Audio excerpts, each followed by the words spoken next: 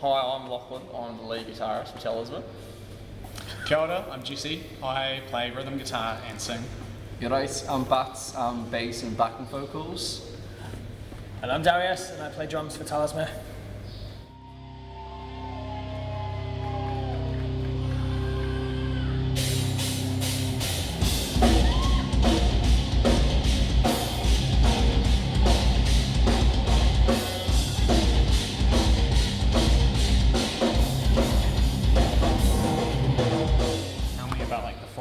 Of the band, like how did it get started?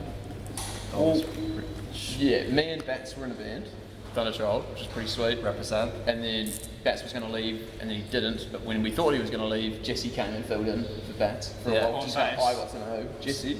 In the scene. Yep. Yeah. And then Thunderchild fell apart. And I was playing in a band called Fuzzy, which also fell apart. After both bands fall apart and that, Jesse, about a year. Yeah, probably about a year later, Jesse messaged me and he was just like, bro, I fucking miss playing music, man. And I was like, me fucking do, bro. Let's fucking do something. Just a crime that we weren't playing. Like, we were playing all the time, but just not together. So I had some riffs. Like I said, I had the working song Doom AF, because this was like kind of a new style for me to want to get into playing. And I said, hey, Lachlan, do you like these riffs? And he's a fucking shredder, he denies it, but I was like, I don't know if it's too simple for you, but jam some riffs, he was keen. I don't know who I messaged next. I believe it was me who messaged next, and like, I'm a failed guitarist. It's not true, he's playing guitar again now. I mean, yeah, but I've been playing bass for like a lot of years. I've been known as a bass player. Then Thunderchild fell apart, I had my shoegaze band Deaf and Pink, I was playing guitar on that, and then that band, everyone moved to Wellington, and I was like, that's it. I'm never playing bass again. I'm done with bass. And then Jesse messaged me and he was like, hey, I need a bassist that can sound like he's a butler. And I'm like, just when you think you're done, they pull you back in. I knew how to just like that. So I came out of retirement. And then, yeah, we got in contact, you got in contact with Darius. You originally had Scott, didn't you? No, Scott was already in Australia. But we asked Scott, do you know any drummers in Tauranga? Yeah. And then Scott, he just suggested me to you guys, and at the time as well, I was director for a percussion band, Tauranga Samba, for 10 years. So I was looking to explore different directions, and that's when Jesse hit me up. And Doom is a new direction for you. So it's a complete 180. Yeah. But we've managed to. It's really cool how we all come from like different like musicals. We got different musical tastes. Yeah. We got the Welsh Tito Puente here. So. Yeah. Like every other Doom influenced band, Sabbath, Worship. All hail Mary Sabbath. But we've all got quite different influences within like rock and metal genres. Yeah.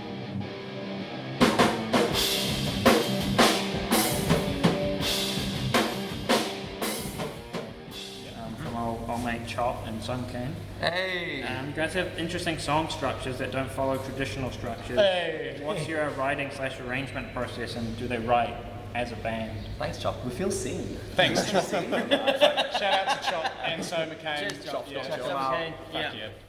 I'm the one, I just fiend Doom, and that's all about like the riff. It's all about, just a good riff. So the riff comes first, and then just kind of playing around with that, drawing it out as much as the riff deserves, which is usually always more. And then, the first kind of main 4 or 5 was pretty much my structures. I brought them to practice and we tweaked a few things. Originally they were written for just one guitar, so it's been really fun having Lachlan in there, playing with some harmonies and stuff. And then from there we started collaborating a bit more. We had Darius come up with a drum bit and we wrote a whole song. We're like, fuck, we haven't done a song in 3/4. Darius does a 3/4 drum part. So then it was just, that's a tough time signature actually. Instigator. Yeah, so we wrote a song around just that drum intro. What else? Roman was... Yeah, that one I wrote one guitar riff. Sent Jesse a clip for it, and then went round and Jesse had pretty much nutted out most of the song. So... We can talk about songs like Roman though as well, as far as Chops and us about structure in that. Oh, structure. The structure in that is going like you've got an intro into an intro, into a verse. Yeah, Into a chorus, into a verse. That's right. Into a little bridge almost. Yeah. To a verse, to a chorus. Yeah. To another bridge. To a riff that is layered over like 4 times. To then 3 guitar solos in the outro. Again, that's where that whole like storytelling thing comes from, because Lego Returners or as Romans, and when coming up with the drum parts, I wanted to just keep it really simple and just keep maybe like soul march as well, and just wanted to really like serve not just serve the song but serve the story as a whole in that particular song. You're good So, like that with your theatrics. Yeah.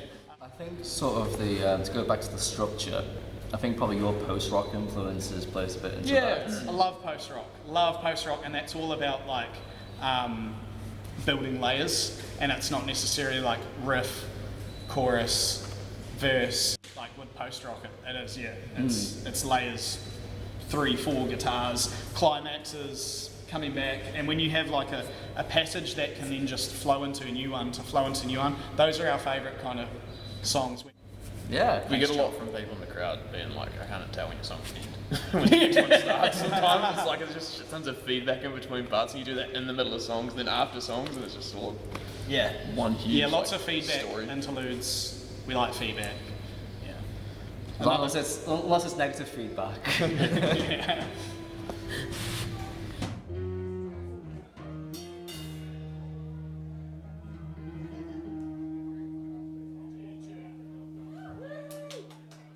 Lighter questions. Go on. Right in. What is the weekly average of weed smoked? It's a 0. I've never smoked any weed ever. And he looks like the biggest stoner in the Yeah. band. His curly hair and his fucking shorts, and he's not even Played in a stoner rock band before this. I love it. I love the imagery. Poser. I'm a big poser though. Never smoked weed. Ben wants to know, why is Bat such a sex god? Compensating for the heights. We can't hold him back from. Yeah, we tried stopping him. It's just it's natural. Doesn't work. Yeah. Can't be He starts contained. fucking elevating on stage. It's like, fuck, he's doing it again. Someone grab him. I just go white.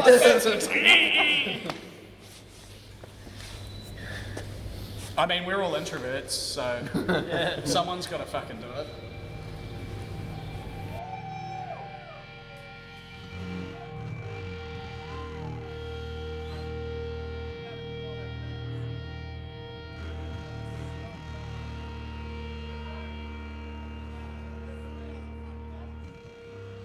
I want to know how you guys are managing being so like spread apart geographically at the moment. How does that work with like practicing and writing new material? We all started in Tauranga. We all lived here, and then Bats recently moved to Auckland. It was nearly a year ago. Yeah, Right. It feels recent because we probably had 4 band practices in that 10 months. It's definitely slowed us down. Yeah. I think for sure. Like we do our best to like make it work, and Bats is a gem coming down as much as he does to begin with, because it costs him money.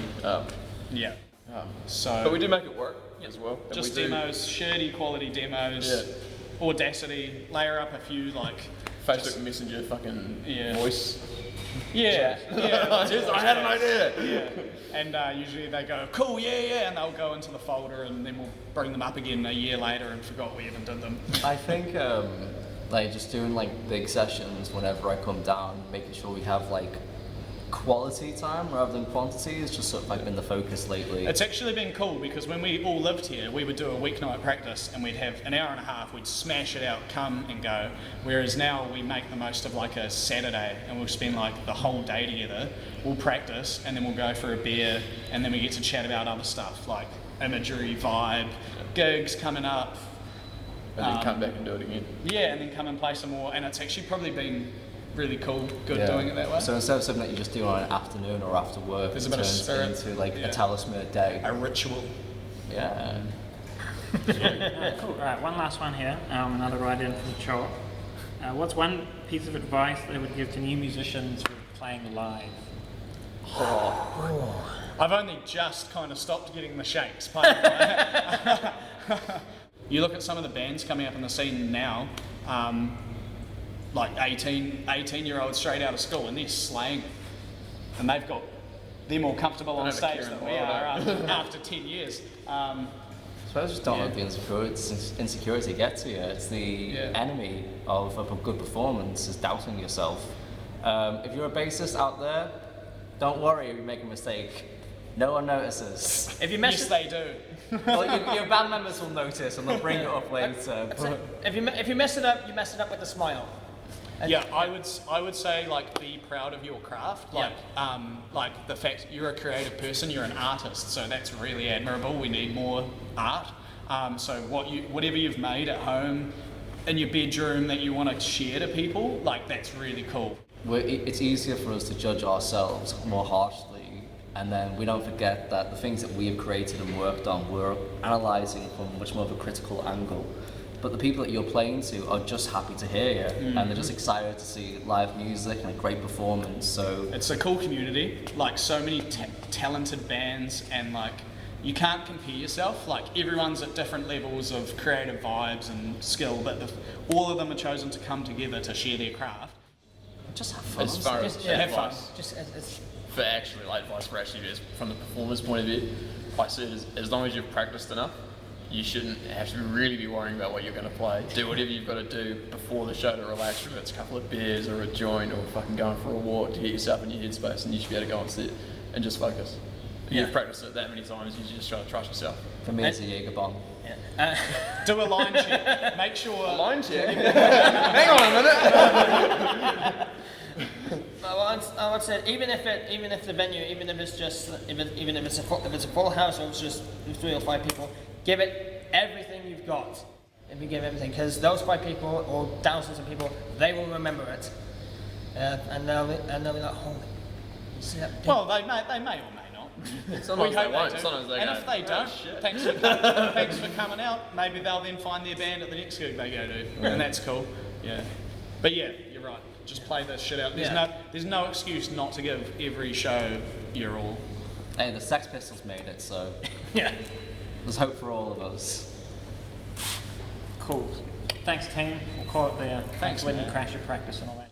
Yeah, we talked a lot. That's good. No, awesome. You guys Wasn't too rambly, was it? No, Nah, it's there perfect. is. But he can edit. Thanks, I Ryan. actually felt good because I honestly. You Let's go. Yeah, you guys take one, me and Lachlan got this one. 1, 2, 1, 2, 3.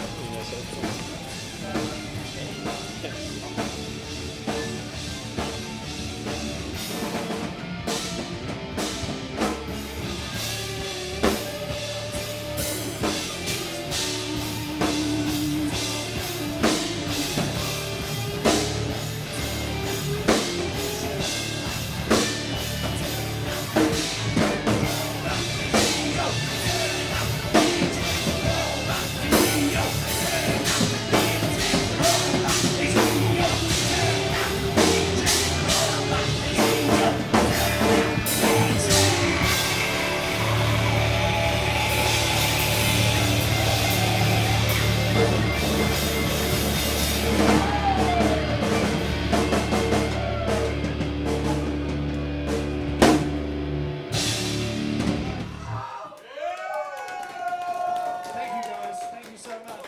Have a bloody good weekend. Happy Halloween, motherfuckers.